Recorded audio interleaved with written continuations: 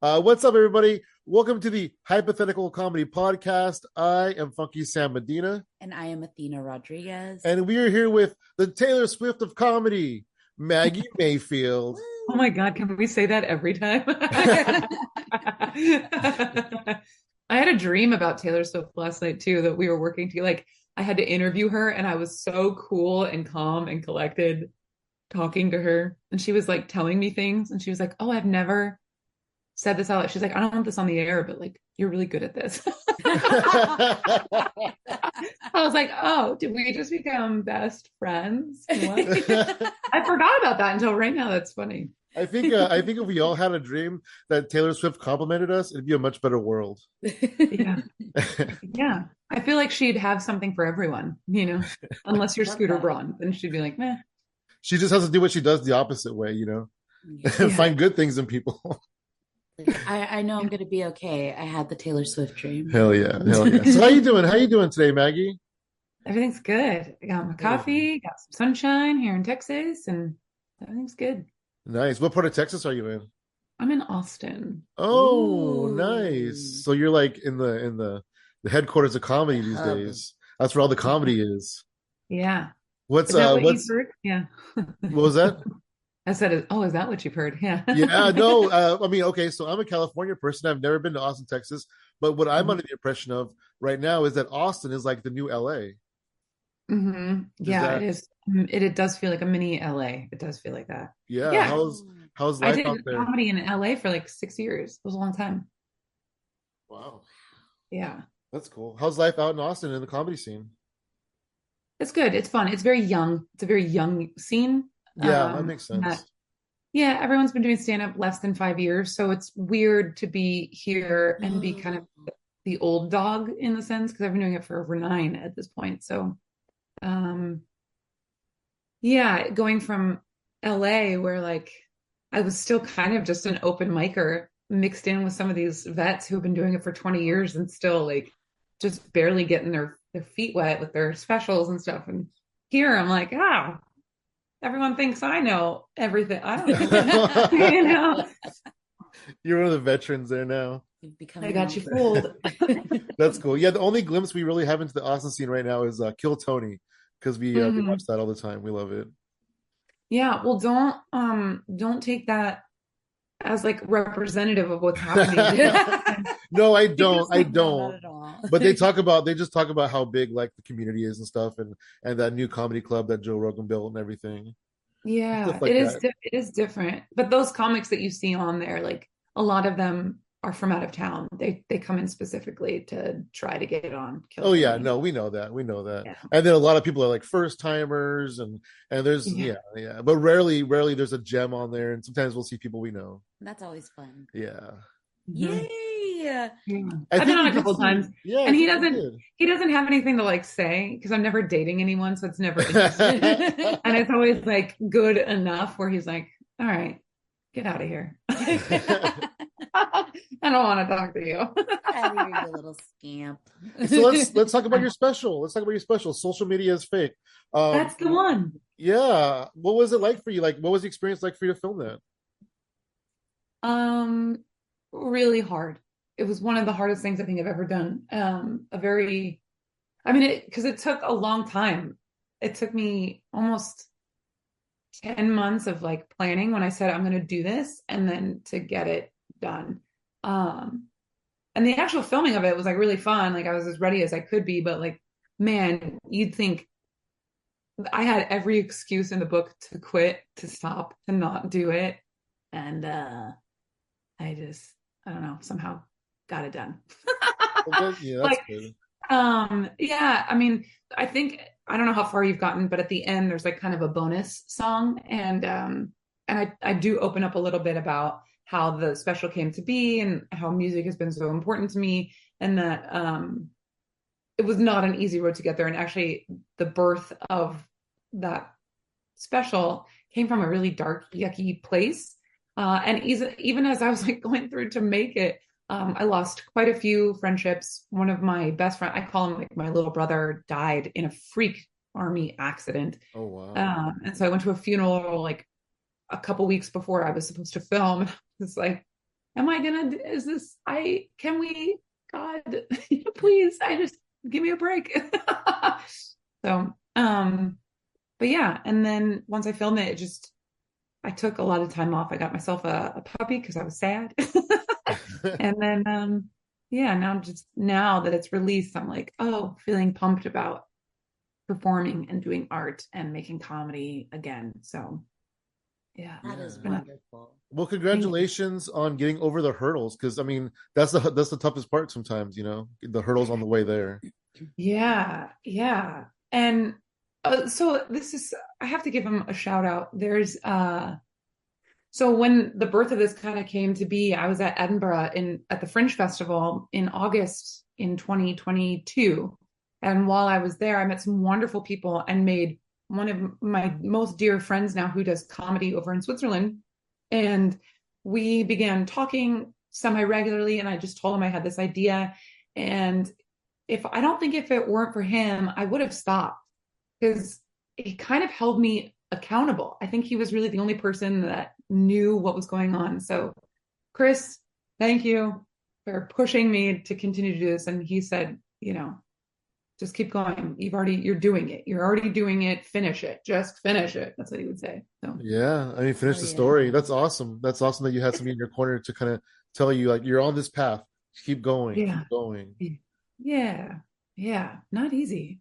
It's hard to finish something, you know? Plus, it's hard to Not, kind Yeah, of like be the person to push your friends, because sometimes that can make animosity. that's You don't true. know if it's going to be received positively, or they're going to, their anxiety is going to get the best of them and they snap at you. You want to push them, but at the same time, like in a constructive way. you're With so love. right. You're Yeah, so right. I can think of a few friends that could use some pushing, but I'm afraid you're right. yeah, because you're putting that friendship on the line, really, Yeah. depending on their reaction to what you say. I can't lose any more friends. No, I'll Yeah, just keep that in the no. back, though. I'll just keep it in the Yeah. back. And then if somebody tells them, I'll be like, yeah. Yeah. Yeah. But Austin has been just like really supportive and wonderful, in the sense that like really allowing me to grow, Yeah. and just feel safe and comfortable to like write that way and try the new weird thing. Cause yeah, there are a few musical comedians here in Austin. There were a few in LA too. Um, and I see some on TikTok, but they just don't do it the way that I do it. It's a little different. Yeah, I feel like musical comedians are mostly just musical comedians, but you're more of a hybrid. Yeah. Mhm. And that's Yeah, what I 'cause it really enjoyed started about that way. your set, was that you were just so fluid, like jokes, Yeah. and these jokes lead into this song, and then more jokes, and these jokes lead into this song, and it's just very fluid. Yeah. Pretty Yeah. seamless. Thank you. Are you a fan of musicals at all? Do you like I do you hate like musicals. Sam hates them. I enjoy them. I hate them. I completely hate them. but you enjoyed the special, which is so interesting Yeah, to you know what? I'm a huge fan of South Park. I love South Park, but I Okay. cannot stand South Park the movie because it's a musical. Okay. Yeah. Yeah. That did Wow. not But I say like, yeah, I say what she was saying to you at all. But no, I did. I really enjoyed it though. I really did. He yeah, thank enjoys you. comedy, so when he's like watching somebody's special or watching a set, he kind of keeps that in mind. Like, okay, it's my bias that I don't like musicals, but I can Mhm. appreciate this for what it is. It's funny because I'm not a huge fan of musical comedy either. I hate everything you do, lady. I love the honesty though. I when I love the when I honesty. so we did she did the show. Athena did the show a few weeks ago, and there was a musical guest there, and they did these songs, and I loved them. They were like ghost. It was a Halloween show, so they were like ghost love songs, and it was funny. It was Oh cute. I yeah. enjoyed it. But normally I don't. But so when I turned your special on, I saw you with the guitar, and I was like, oh, is this going to be like song, song, song, song? And it wasn't, and that's kind of why I liked it, because of the breaking up between the songs, doing the jokes. Yeah. There was a lot that was cut because I did almost 50 minutes and it was cut to about 29 minutes and then the bonus song at the end. But Wow. Yeah, what I was going to say. So I'm a big fan of musicals. Actually, that's kind of where I started. I I went to think New Athena York. is too. Yeah, and to me, it's kind of written like a comedy musical in that sense, because like whenever someone breaks out into song in one of those musicals, it's just because they have so much emotion in them Yeah. that they just need to let it out, right? Like, Okay, Athena. okay. Yep. Yeah. So that's all a musical is. It's just a story where like they're so overcome with emotion that they have to sing it. We get these wonderful songs or terrible songs, it doesn't matter. Um, and that's kind of how that was designed, to feel like a musical. And usually the feeling I'm so overcome with like anger. That's where like, the songs come from. But gosh darn it, anger is hilarious. So bring it on. Hell yeah. Well, you said you recently moved to Texas and then you lived in California. Where are you from? New Jersey. Oh wow. Wow. Yeah. How Yeah. was it like growing up there? Normal, I think. Yeah. Nothing, I don't know. It's so weird. Like my parents split up when I was 12, and I remember my mom saying a lot when I was a kid. She's like, I just hate being here. I hate living in New Jersey. I don't want to be here. This place is terrible. And so in the middle of high school, she moved my sister and I to California. So I finished high school in Southern California. Oh, Oh Um, wow. we had family there, like her brother lived out there and my cousin and aunt. And yeah, so we had family there. It wasn't like just a random, let me throw a dart on the board, but I only got to come back to New Jersey, to my hometown where I grew up this past May. Because I was like, why did she say that? Like, why was this such a big deal? And as I'm driving through, I'm like, oh, it's the country. Like, we were in the middle of nowhere. You think New Jersey is just like a bleed over of New York, and it is in the very, very northern part of the state, but that's not where we were. It was Oh like wow.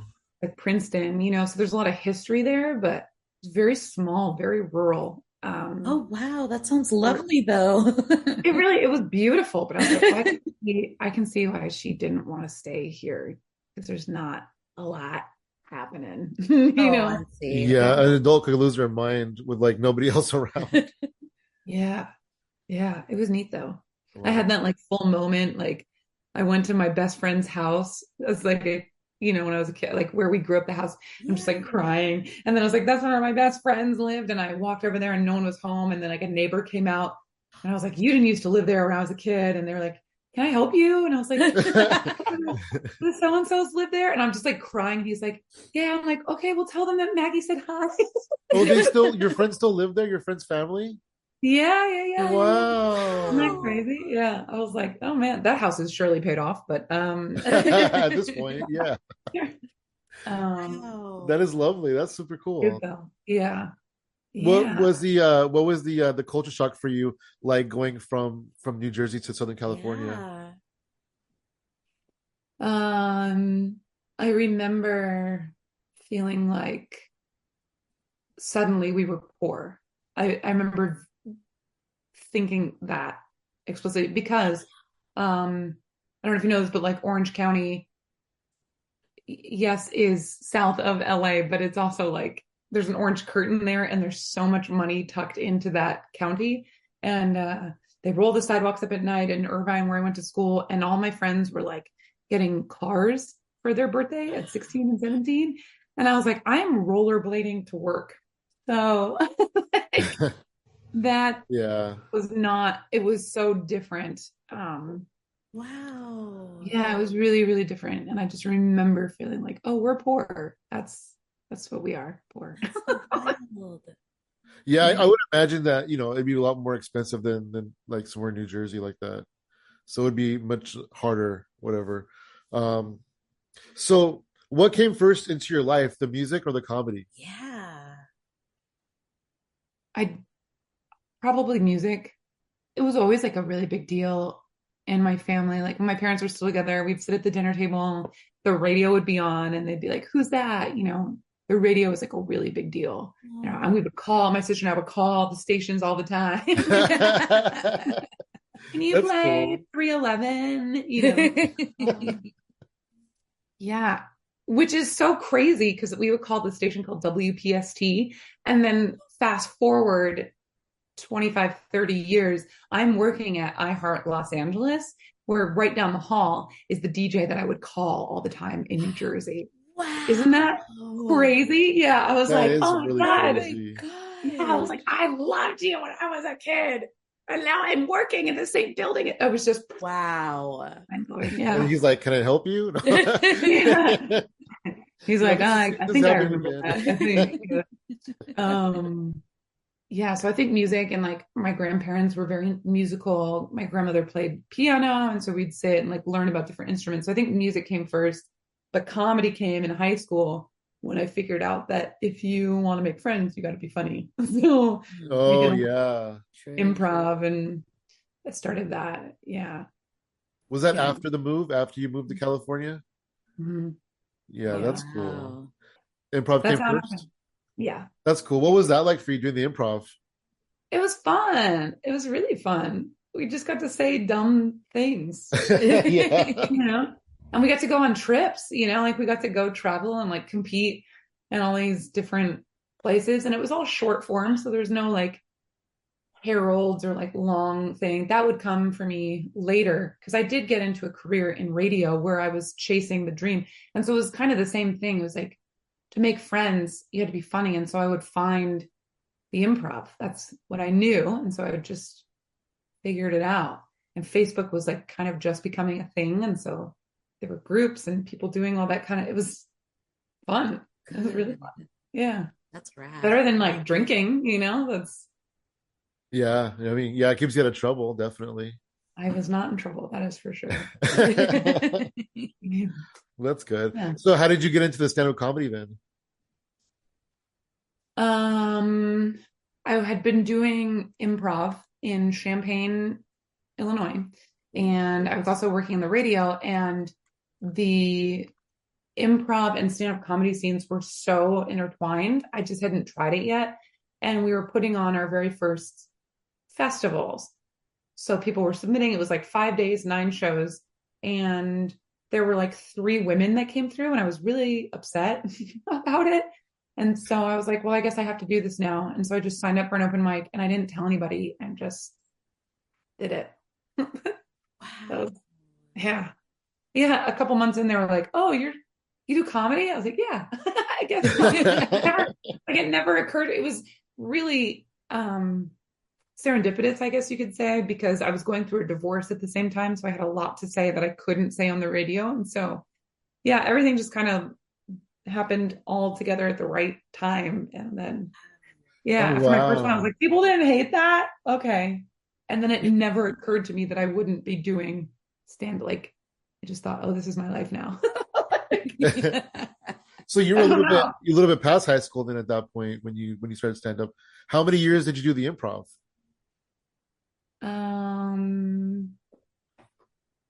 15 years. Wow. Are you still doing it? No, I'm not like with a group or anything, but I consider this improv, you know, every time Yeah. I I mean, yeah, life is definitely an improv, that's Yeah. for sure. And like I like to get on TikTok live, you know, and kind of play the piano, as you can see. And just talk to people and kind of like roast them as they like hang out. Oh, that's fun. That's fun. It's silly. It's silly. Yeah. How's that getting on TikTok live and playing music and engaging with people? It's fun. The later at night I do it, the friendlier people are. So like if I at 12:30 now, you know, my time, then it would be, yeah, they're just meaner during the day. I don't know. Oh my gosh. Like you suck. Like, well, thank you for commenting. Right. Yeah. Thanks for watching it. Thanks for the attention. Yeah. Yeah, exactly. Thanks for the views Yeah. at that point. Exactly. Shoot. Exactly. Yeah. I'll take it all day. So yeah. No, I don't. So I don't do really improv anymore. It's just a lot of stand up. However, I do run an open mic here in Austin. It's called the Challenge Mic, and that's improvised based. So like the Okay. idea is like you take a topic out of a bucket and then you read it out loud so that you're in on the joke. And then if you have 4 minutes, you can riff, storytell, weave it in your own jokes. I don't care what you do, but like the idea is to write on your feet and kind of use it as a heckle. So like, how do you get back to your material? That's That's a great. challenge. That is really I fun. love that. I love those kind of concepts because I feel like it really helps the performer grow in Mhm. real time. Like you get to witness them either, I don't feel like they succeed or fail, but they do learn something about how they're going to try to do it differently next time. And that's the Mhm. best part, the best takeaway from their experience, like, and Yeah. watching people grow right in front of you. It's so cool. Yeah. Yeah. It's been running almost 2 years here in Austin. And so Nice. it's fun to watch these guys like improve significantly since then. Yeah, that is really cool. And improv's scary for a lot of stand-up comedians, because we write our material, we practice it, and we fine tune it, and then you have to just throw that all out the window and just go off this topic. Mm-hmm. And people find they think that like they get nervous and then they do it and then they keep coming back because they're like, oh, I get to get the reps in without Yeah, having to be exactly. prepared. Yeah. Because they start building that muscle and they Mm-hmm. just start doing it. Yeah. Well, Athena actually was doing during the pandemic a Zoom open mic called the Afternoon Delight. And so you Oh, would have a choice between a riff topic or an improv act out, which is like a character or something like that. And so that was a lot of fun. And, we saw a lot of people grow doing that as well. yeah. A Oh lot of people man. clam up though, too. A lot of people clam up and go, oh, I don't know what But to then say. they come back and then they like hit it out of the ballpark or they get better. And that's what, like, I mean, it was so fun to That watch is them really kind fun. of light up and go, oh, I did that scary thing, but I liked Yeah. Yeah. it. Yeah. I think I heard that like stand up is the second most adrenaline inducing thing you can do after parachute. Wow. Oh, I agree. Wow. Is that That's crazy? crazy. Yeah. Yeah, that is Right. crazy. I know. I was like, I'm a junkie then. Right? Oh man. So, when did you start incorporating the music into your comedy, or did you start that from the beginning of comedy? Um, I was probably like 5 years into stand up at that point. So I've Okay. been doing just regular stand up. And then I moved in with someone and I played guitar, but like I never played in front of anybody. So it was just for me. And so, but I didn't want to lose that. So when I moved in with this person, um, I kind of like practiced quietly. And then like I became more and more confident. And as he would like walk around and like do things, I would just start taking the songs that I was playing and narrate his actions to the song. Nice. And then I was like, oh, I guess there's something there. And it took me a good 4 tries before I got enough courage to like do it on stage the way that you see it now. But yeah. That's oh my gosh, that's so cool because you never think about Yeah. how like the rhythm is like also it's almost like you're improving your music too at the same time. Yeah. That is so Yeah. wild. Yeah. It's what's really interesting is like I have to be very kind to myself right now because I have to remember that like that special is 9 years of material. And the way that I wrote that was all stand up first and then the songs came. And Oh, so wow. Wow. I get so like worked up. I'm like, oh, I'm not writing any songs. But it's objectively so much harder to write a song than it is to write a joke.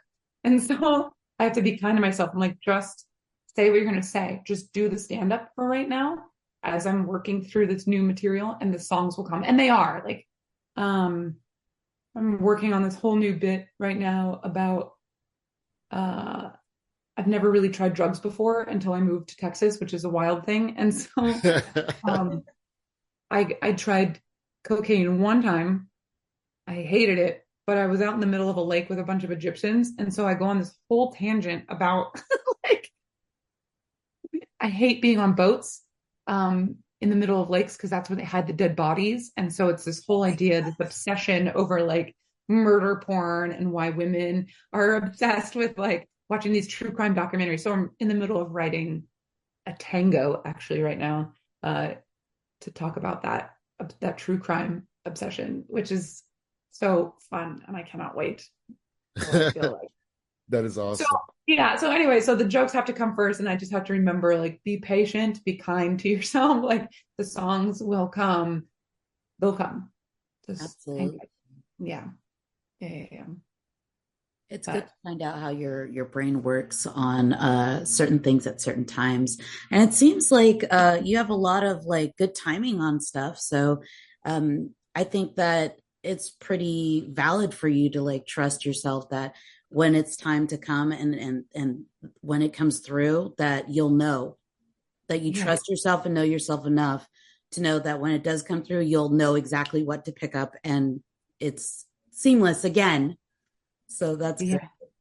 It's so funny though, because people will tell me often, and I hate this, and they'll say things like, oh, you're just naturally good at everything you do, or everything comes so easily to you, when that's not the case at all. Like it Yeah. took 4 tries to get on stage with a guitar to do it. And someone said to me, like I got up there with a guitar, and the first time I nailed my 4 minute set with that song I was doing, someone said to me, she's like, "Oh, we're trying this again." I was like, "Oh, Oh, Wow. ouch.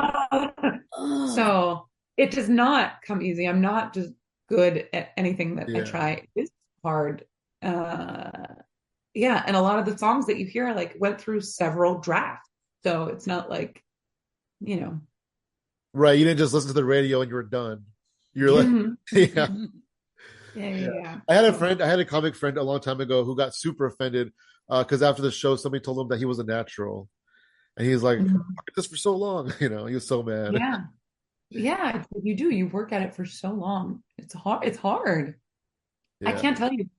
But like, here's the thing too about songwriting that maybe many people don't know. Taylor Swift talks about this, but when you catch a wave of something, you have to sit down and finish it right then and there. Otherwise, it's gone. That's smart actually. Yeah. And so there'll be many times where it'll be like 11:30 at night and I'll just be practicing for the sack, like just to practice. And all of a sudden I'll catch a wave of a chord progression and I'm like, uh-oh, okay. And then you have to follow it. And so it's like midnight. So then all of a sudden it's 2 a.m. before I finish the song. And I'm like, great. I'm glad I have this. But like now my sleep is all messed up and my day tomorrow is all messed up. It's like, So yeah, it's weird when those times come. But Yeah. yeah, if you don't follow it, it's you don't finish it. So Yeah. And then mhm. Athena always says, like, if the universe puts an idea in your head and you don't jump on it, then they're gonna Mhm. give the idea to somebody else. Yep. mhm. Yeah, because what are we? Just vessels, like Yeah. for this inspiration and these messages, that's it. The messages are all around us. They're just little angels like floating around, and we're the vessel to tell, to make that real. So how do you like pick your songs that you parody? Because I really enjoyed the Billy Joel parody song and the Blink 182 one as well. Thank you, thank you. Um, those I just knew how to play. Good answer. Good answer. I like it. Um, yeah. And then like they're kind of like comedy comes in threes. So some of those smaller ones where I'm just taking like sentences, I try to do it and build it in threes. Um, yeah, it's just like fleshing out like, well, what do you want to say? Like, how do you get from the start to the end? Like, how do we do this? And so um some of the songs I had to figure out, I had to learn, trying to think what's in there. Don't it always seem to go, but you don't know what you've got till it's gone. Yeah, I had to learn that one because I didn't know it. I love it. Um, the same thing with like the Alanis Morissette. I loved her, and I was like, that would be good. Thank God it wasn't difficult to play. Um, yeah. Some of the like drug parody stuff I'm learning now is like more Tom Petty. Oh, Um, nice. yeah, which isn't too difficult. It's not terrible. Eric Clapton in there for some cocaine. Yeah, well, it's like taking things that like you wouldn't expect and turning it into Oh like yeah, you're in on the absolutely. joke, right? For Blink 182, because it's like all the small things, like you're in on the joke. You know how it goes, and like you don't need to hear my words. I don't know. Yeah, you just I don't know. No, I I don't get know. what you're saying. But I the don't know words how. make it fun though because we do know how it goes, but then we're interested to see, where you take it, and with the Blink song specifically, I don't want to give away too much about your special, but going into the chorus, you asked a question about yourself, and then it's na na na na na na na na, and that's the answer to the question, and that was really fun. Yeah, yeah, yeah. Oh, yeah, yeah, yeah. Yeah. What's really hard at this point is like letting those jokes and those songs go, because it's so Yeah, easy to do them because they're so fun and people they do well in crowds, but like um I can't grow as an artist or like write another special by doing the same material. So Mm-hmm. yeah. it's I've heard a lot of comics say that too, where like, I want to do a special, but I'm not ready to let this material go. mhm, Yeah, that's mhm. that's crazy. That's a crazy thought. I never really thought about that because I haven't even considered doing a special or anything. So I can imagine just letting material go like Yeah, that. because it's like your creation. Yeah, and then you have to start working your next body of work. Yeah. Yeah. Which is That's only neat. difficult because there's no box. You know what I mean? Like any you can write about anything. And so at least Yeah, with the special, like I knew it was going to be based around that one song, Social Media is Fake. I knew that. And so it was just a matter of like, well, what do I have? And what's the through line? Like, what's the best stuff to incorporate? So yeah, it's amazing how much didn't make it into that hour that I did live. And it's amazing how much of that hour did not make it into the special. And you know what? I got to work with Michael Malone, who directed that, and he has such an incredible mind for that because I presented him pretty much with everything that I had. And he was like, cool, no, no, no, no, no. But I want you to write more to get from this to this. And then I went on tour for like a month, and every day I was just sending him the stuff, and he was like, cool, let's drop that, add stuff over here, write more, write more, write more, write more. So, um, it was so interesting that process and how much new stuff came about it because he put me in a box. He was like, this is what you're calling it. Let's make sure that that makes sense all the way through. I was like, okay. So, wow, Wow. that's really awesome that you had that. Yeah. yeah, yeah, I cannot recommend having that kind of help, hiring someone to help you objectively do that. Yeah, because you specialize in the music and the comedy, and he Mhm. specialized in presentation, and so together, you got the special. That's Yeah. awesome. Yeah. And I'm so happy with the way that it was filmed and the editing just came out incredible. I mean, really, there weren't that many notes, Yeah. as it came through. It was just, he did such a phenomenal job on it. And I'm really proud of it. And I think as R-rated as it is, I'm still going to be very proud of that because we're 10 Yeah, years. So, yeah. hell yeah. Where did you film it? The East Austin Comedy Club. There Okay, you Ooh. go. okay, Isn't that nice. cool? It was so cool Yeah, it looking did. there. It did look really cool. It looked really Yeah. cool. And the audio was really good. Yeah. Mhm. My sound engineer, so Adam Donovan, runs a studio here in Austin, Texas called Grape Jam Studios. And he is just every song that I've done. So, like, I'll Call Bob, I actually did a whole song, a whole recorded song. It's got like steel guitar in it. Like, it's a full production. There's a whole music video that goes along with it. Stop Saying Sorry, he did for me. There's been a couple things that we've worked on together so far. And he just really knows his stuff. So he came in and like wired all the instruments and mixed it as it was going through. Like, it was, yeah, I could not have asked for a better team. And I'm sometimes humbled and just so grateful. Like, oh my God, you believe in me, because these are people that I look up to them. I'm just like, oh my God. I even told Adam that the other day. Like, he had an open house and a costume party for his studio. And I walked away just like, oh my God, these people are so talented. Do I even belong in this room? Oh my God. And yeah, he was just like, yeah, you do. I wouldn't spend my time with idiots. So like, here you are. Great. Yeah. Wow. That Yeah. is awesome. Yeah. Just So with the stuff in your special that didn't make it into the special, like cut off areas, do you plan on like releasing little clips of those like on your social media to kind of boost the special? I could actually the entire hour that I did is up for like it's up for sale. So you can go get it on Apple Music, Spotify. Like it's Oh, distributed okay. that way. So you can hear the whole thing, the extended version. Yeah, is That's so cool. audio only. Yeah. That is Yeah. really cool. Yeah. Yeah, I think so too. Cause then you can kind of hear like, because there are some jokes that made it into the special, the visual one, that are callbacks from earlier. And it's so missed because like you didn't get that. So Oh, dang. yeah. Wow, that's funny. Oh, wow. Yeah. Yeah. That's Yeah. interesting. That's interesting too. Yeah. Yeah. Because yeah, So you don't hear the original joke. That's mm-mm. cool. Maybe I'll have to check out the full thing. That's awesome. Heck yeah. Yeah.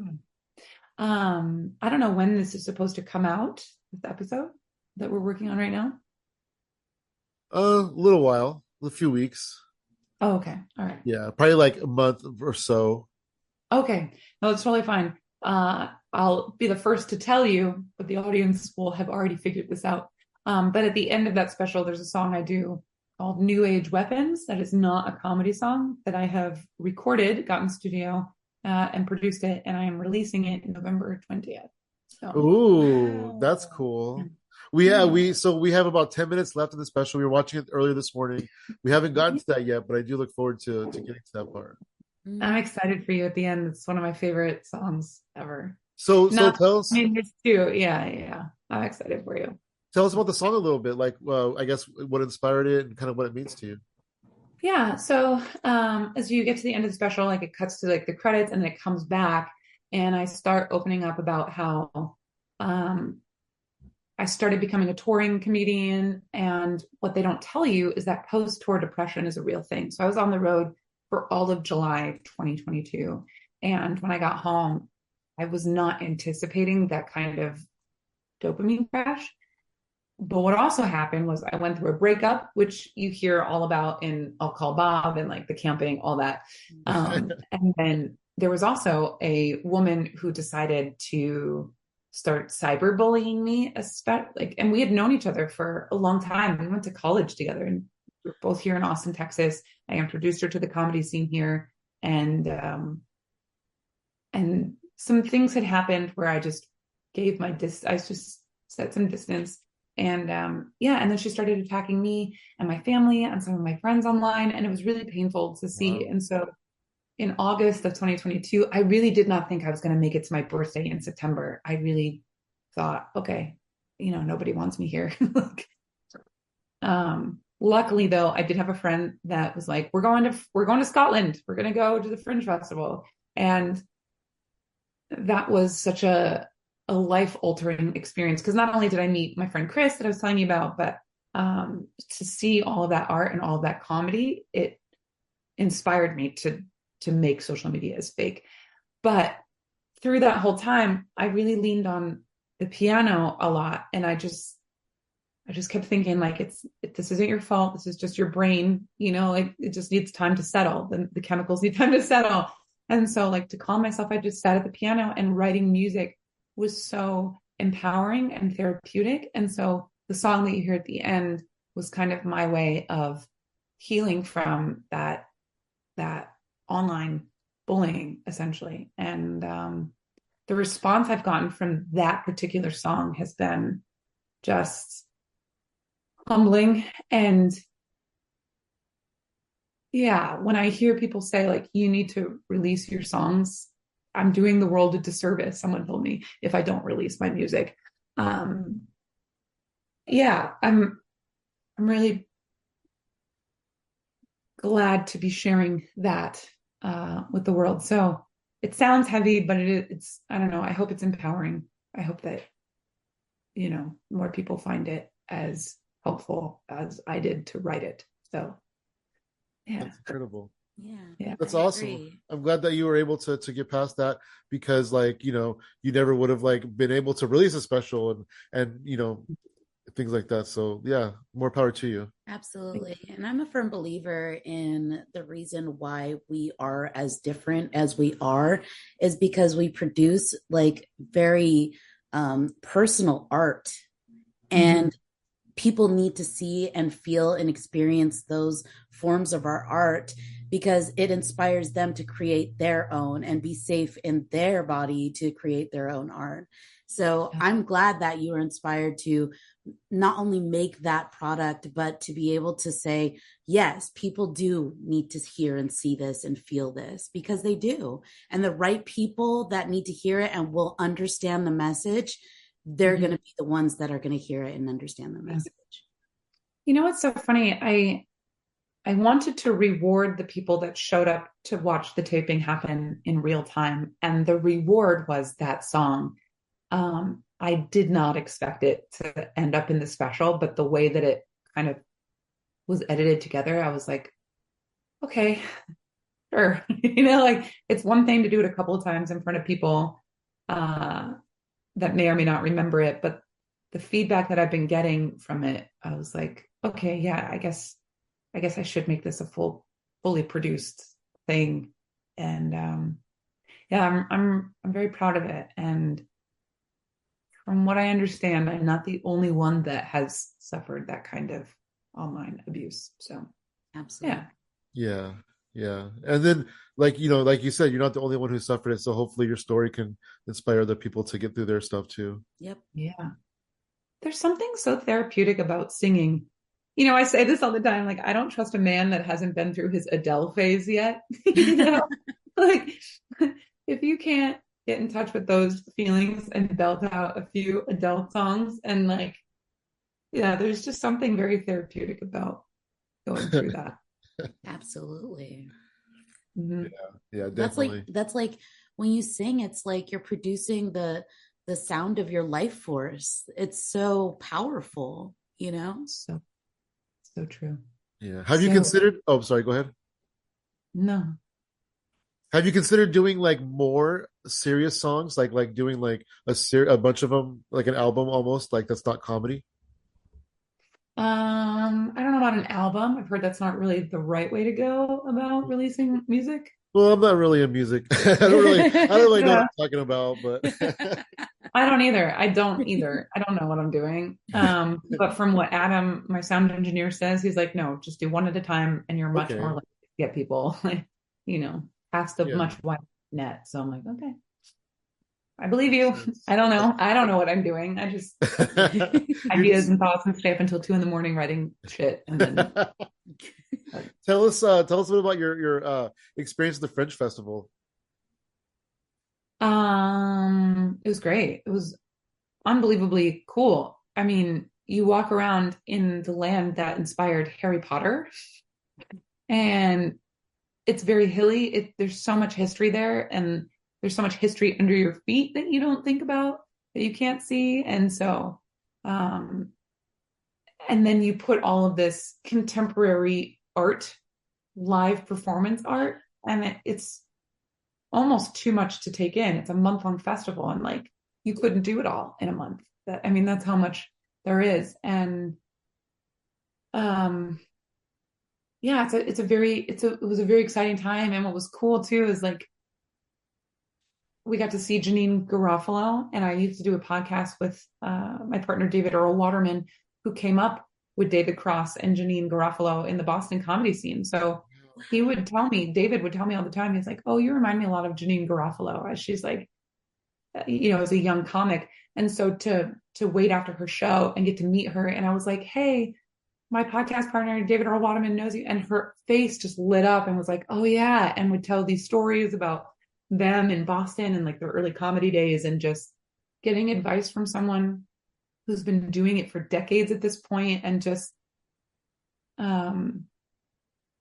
it was so, I think I just needed it so much to see someone that I admire still doing it in a way that was relatable, yet still very true to herself, And I think the thing that stuck the most was Janine Garofalo said, she goes, I still love telling dick jokes. She's like, but I'm almost 70. Nobody wants to hear a 70-year-old woman tell dick jokes. So I have to do it in my own smart way. I have to keep growing and learning and figuring out how to tell those jokes in a way that makes sense for a 70-year-old person to tell. It's like, hell yeah, dude. And she did, but you don't even notice it because she is so smart. It was really cool. Wow. It was very, very cool. Yeah. That is incredible. Mm-hmm. That is so awesome. Mm-hmm. Yeah, it was great. It was very inspirational. and made you feel so small at the same time. Yeah, I bet. Yeah. Yeah, it was neat because we got to, some of our friends were out there running a show, so we got to do some comedy as well. Okay, cool. Which did not translate like you'd think. They speak English, but like their humor is different. And honestly, aggressive women, I'm aggressive, an aggressive American woman, men don't get it. The people don't get it over there. It's so different. So I was like, Oh, wow. mm, Interesting. right? Wow, that is wild. I wouldn't have thought that would have been a thing.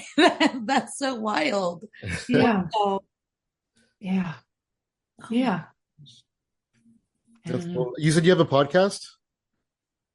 I do. That one was older. My new podcast is called Slide Into Your DMs. I run Nice, nice.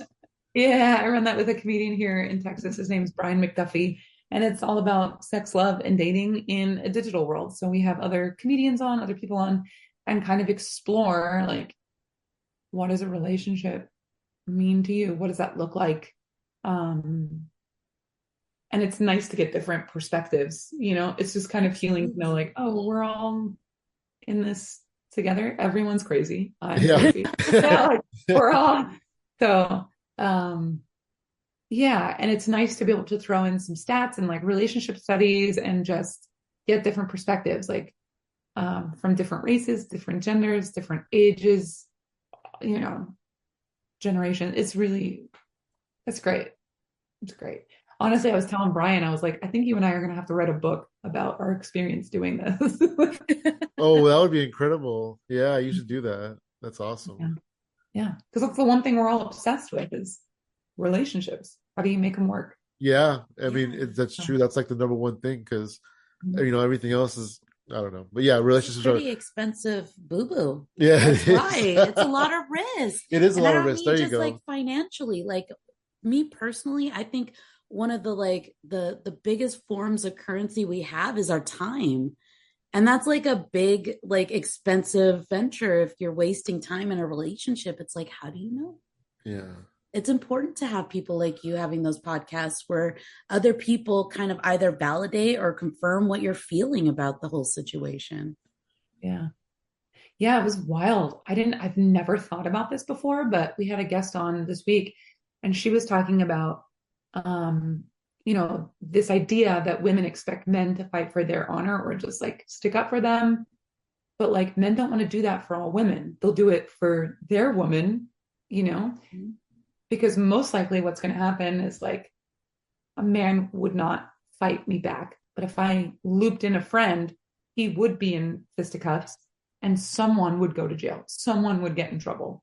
You know what I mean? And he's like, aren't you the broad that I'm going to do this for? No, not unless I'm giving him, certain things. I'd never thought about that before. I just never thought about that. Yeah. I Yeah. like it though, because like I said, it's different perspective. Like you said, different perspectives and things we never thought of before, like the spooky rabies thing that you were watching. Like you don't know until you know. Like Yeah, yeah, yeah, yeah, yeah. Now we know. Now we know. And nobody's Dropping all talking kinds of about it. knowledge bombs on you. yes. Yeah. Hell yeah. So I know that you just dropped your special recently, so you probably don't have a lot on your plate, but do you have any projects or anything you're working on in the works? Mm, I'm just kind of having fun with comedy again, um, which is nice. So I'm just doing that. Yeah. I do, I have a show coming up that I'm really excited about where he wants me to do a 2-hour block. Essentially, what it feels like is he wants comedy, but I can't do comedy for 2 hours. That's crazy. So what it will feel like is a live TikTok that's happening like in person. So I'll play some cover songs and then most likely I'll do some comedy songs. I'll talk a little bit and it will be a very fun, interactive show. But um, that's kind of essentially where I want to head to is like to have a Vegas residency and do that. So I'm really excited about Oh, that's my cool. first my first chance to get to try that and what that would look like. So, um, other than that, yeah, just I'll be kind of secretly in the studio recording more serious stuff as I continue because I have the idea for my next special. Like I do know what I want to say. It's just a matter of like trying it and testing it out and just letting it be really awkward for a little bit. So yeah. So that's it. Yeah. It's always on fire. I like that you tackle new things, like taking the guitar on Yeah. stage, right? And now you're gonna do this 2 hour thing where you kind of do back and forth, like you said, like a TikTok thing. You're going on these new adventures that you haven't really paid before, and that's awesome. I like that. Well, it could be terrible, but It someone is might willing be, to and it pay might me be, but well. like you have time to refine it and to do Yeah. well and to make it happen. Because it's almost Yeah. like after you release your special, we were talking about retiring jokes and stuff Yeah, like it's that. almost like starting all over. Yeah, you've got this new beginning. Now you have to figure out your comedy voice as the new you now. Mm-hmm. The new Which is, person. it's so, I'm so grateful. I didn't expect this to happen, but man, I am so grateful that I get to be the me now. Because what happens, and I'm sure you've seen this, like when you make a movie or yeah, you like write a song, there's so much time that passes between like when you made it and when it finally gets released. Yeah. And the work starts when it gets released. So you have to remember like who you were and what that person was when you made it.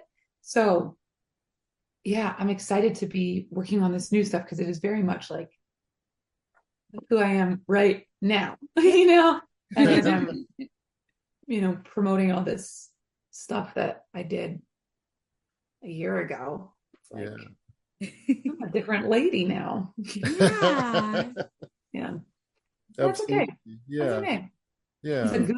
a good problem to have, which I think is why I'm enjoying comedy so much because it's that time on stage. I'm like, yep, this is what you get. There's no like trying to fit into old pants that are just a little too tight. Yeah. That's like so. Yeah. Yeah, But absolutely. I'm so glad that you enjoyed it. Thank you for spending time on me and my little projects. And yeah, thank you for having me on this. I really appreciate it. Absolutely. Thank you for joining us. Yes, absolutely. It's Like I been said, it's been a time is blast. our most valuable currency. So we appreciate you giving us your time. Yeah. Yeah. Thank you for sharing my message to the world. Before we get out of here, you want to plug your social media and tell people where they can find your special. It's really hard to find, actually. You might want to write this down.